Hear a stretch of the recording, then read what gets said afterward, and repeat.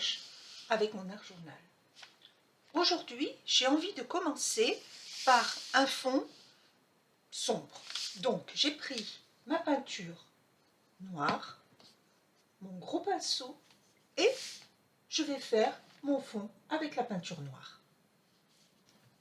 En mouillant un petit peu le pinceau pour que la peinture soit moins épaisse, je fais des coups de pinceau de manière très aléatoire sur ma page, parce que mon but n'est pas d'avoir un fond complètement uniforme, même si je fais avec la peinture noire, mais je voudrais quand même qu'il y ait certaines nuances. Donc aux endroits où il y a un petit peu plus d'eau, la peinture est plus transparente. À d'autres endroits, quand j'ai repassé par-dessus, la peinture est plus opaque. Ce qui fait que quand j'arrive à la fin, sans vraiment voir les coups de pinceau, mais on verra quand même des nuances un petit peu partout. Ça ne se voit pas trop sur la caméra, mais il y a des parties plus sombres, vraiment noires, opaques, et des parties plus claires. J'attends que ma peinture sèche bien, et avec du jaune et mon couteau, je vais faire des petites traces un petit peu partout. Comme ma peinture noire est bien sèche, le jaune ressort vraiment bien. Et là, pareil, je n'essaye pas de l'étaler complètement, mais surtout en le faisant avec le couteau, il va y avoir des petites aspérités. Et c'est ce qui donne ces nuances, et ça donne aussi du relief à la page. Une fois que j'ai passé le jaune, je passe un rouge hibiscus, et là pareil, toujours avec le couteau, toujours en faisant des traces par-ci par-là, sans essayer de les faire vraiment bien définies, mais en étalant un petit peu là où mon regard se pose. Sans attendre par contre que la peinture sèche, là j'ai rajouté du blanc, et le blanc se mélange à la peinture qui est dessous, tout en restant assez visible, ce qui fait vraiment des traces avec l'hibiscus qui est dessous plus clair, et vraiment des traînées vraiment blanches. Là, avec le couteau, je tapote un petit peu sur la page, encore une fois pour faire du relief à ma peinture, et en même temps, ça donne des nuances encore différentes. Et là, cette fois, le blanc n'est pas mélangé, et il ressort bien sur mon fond de page qui est un peu plus sombre. Je continue avec la peinture blanche en mettant un petit peu par-ci, par-là, sans recouvrir complètement la peinture qui est dessous, et toujours en tapotant pour faire vraiment ce petit relief. Maintenant, je vais faire la même chose avec de la peinture jaune que je mélange quand même à ma peinture blanche. Et je passe un petit peu, cette fois en raclant le couteau, mais en faisant des traces avec la pointe du couteau pour que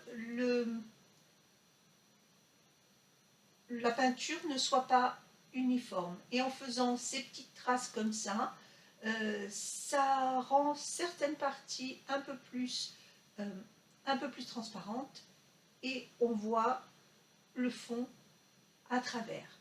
Je ne voulais pas que la couche de jaune vienne complètement couvrir tout ce qu'il y a dessous. J'avais envie vraiment qu'on voit le mélange de toutes les couleurs. Et ce qui est amusant, c'est que le jaune qui se voyait bien, la première couche de jaune qui est en dessous, finalement, elle devient complètement en arrière-plan et elle fait presque vert clair. Et là, pareil, toujours avec la pointe ou le côté du couteau, je fais ces traces sur la peinture pendant qu'elle est encore fraîche. Une fois que la peinture est sèche, après on ne peut plus, mais tant qu'elle est fraîche, surtout quand il y a une petite couche d'une certaine épaisseur, c'est quand même plus facile à faire ces traces directement. C'est ce que j'aime avec le couteau, c'est qu'on peut faire vraiment énormément de choses avec. Et là, je laisse complètement aller, je ne contrôle pas. J'essaye juste d'harmoniser pour que quand je regarde ce que je fais, je le trouve agréable à regarder. Il y a certaines parties où je laisse quand même le jaune vraiment ressortir sur ma page. Je reprends de la peinture noire avec un pochoir sur lequel il y a différents chiffres, un petit peu de toutes les tailles. Et avec mon éponge à maquillage, je fais des traces un petit peu aléatoirement sur la page, sans faire attention si les chiffres sont entiers ou pas.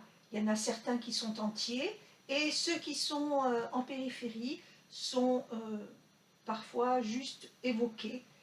Et c'est comme si on avait vraiment découpé quelque chose par-dessus et on l'avait jeté sur la page.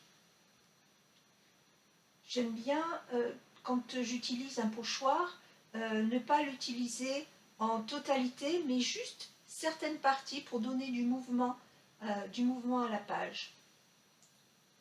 Donc là, j'ai mis un petit peu sur les deux pages. À certains moments, je déborde un petit peu sur l'extérieur de la page pour que ce soit vraiment un peu uniforme partout. Donc là, j'ai récupéré du papier collage. Alors je ne sais pas si je vais tout utiliser, mais c'est tout dans les tons de vert et de turquoise. Là, j'ai pris un reste de papier vert que j'avais fait il y a longtemps avec la gel presse, il me semble. Et j'en découpe des petits morceaux que je vais placer par-ci, par-là, sur ma page. Quand il me reste de la peinture, j'aime bien l'étaler sur une feuille que je garde toujours à côté de mon espace de travail. Et au bout du compte, ces papiers finalement me servent pour faire des collages sur la page. Il n'y a pas toujours besoin d'avoir une forme prédéfinie. Comme là, je coupe vraiment des petits morceaux. Je déchire en fait des petits morceaux de ma page pour essayer de les placer. Là, j'en prends un autre avec. Donc ça reste avec du vert et le précédent avait un petit peu de blanc, celui-là un petit peu de jaune, qui rappelle quand même mon fond de page et les couleurs que j'ai utilisées. Donc là, j'essaye de les disposer comme je voudrais qu'ils soient collés. Donc j'essaye de trouver ce qui me plaît le plus et ce qui peut s'harmoniser le plus avec ce que j'ai déjà fait en peinture. J'aime bien mélanger tous les médias dans une page, de faire de la peinture avec des pinceaux, avec des couteaux, de faire des collages, d'utiliser des pochoirs.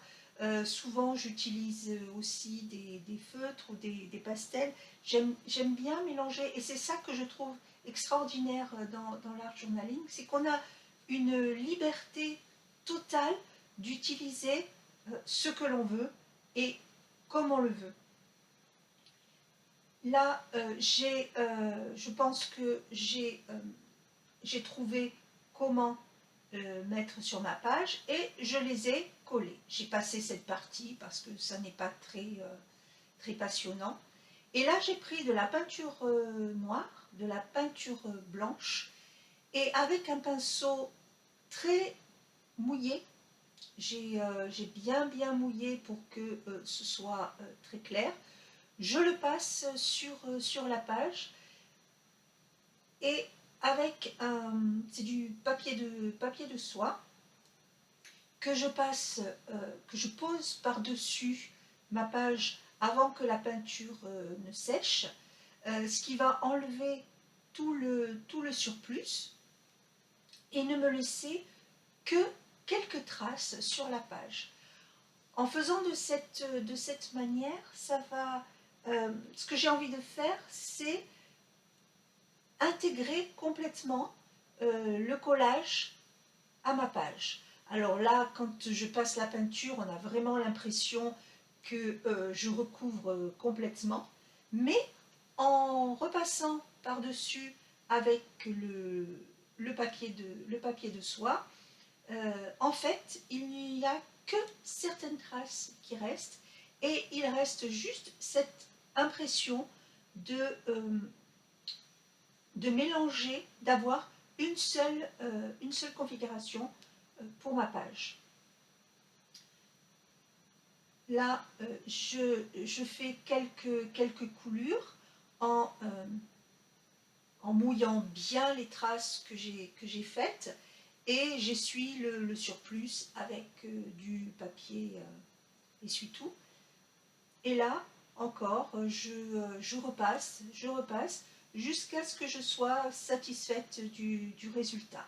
Alors, certaines des couleurs du fond sont effectivement beaucoup moins marquées et il y a tout ce fond dans un maelstrom qui fait que on ne sait plus ce qui a été collé, ce qui a été peint, où sont on voit juste, on devine juste à certains endroits le pochoir avec les chiffres.